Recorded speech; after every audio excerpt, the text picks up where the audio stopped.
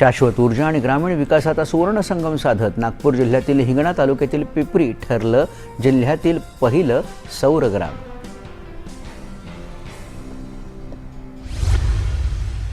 कोल्हापूर जिल्हा प्रशासनाच्या वतीनं छत्रपती शिवाजी महाराज महाराजस्व समाधान शिबिराला प्रारंभ। शिबिरात सुमारे 13 ते 14 हजार दाखले वाटपाचं करण्यात आलं नियोजन। रेबीज निर्मूलनासाठी बृहन्मुंबई महानगरपालिका आणि wild veterinary services hope mission rabies India यांच्यात सामंजस्य करार।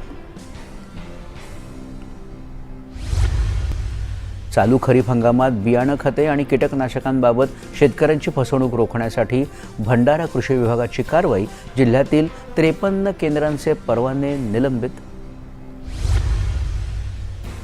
आषाढी एकादशीनिमित्त बुलढाणा जिल्ह्यातील शेगाव येथील श्री संत गजानन महाराज मंदिर आज रात्रभर दर्शनासाठी खुलं राहणार। भाविकांसाठी निवास, महाप्रसाद तसंच सुरक्षा व्यवस्था।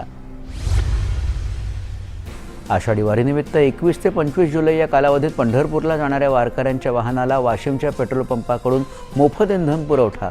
वाशिमकरांच्या वारी सेवेचं होतंय कौतुक। आणि चंद्रपूर जिल्ह्यातील पोंभुर्णा तालुक्यातल्या सातारा भोसले जंगलात दबा धरून बसलेल्या वाघाच्या हल्ल्यात गुराख्याचा मृत्यू।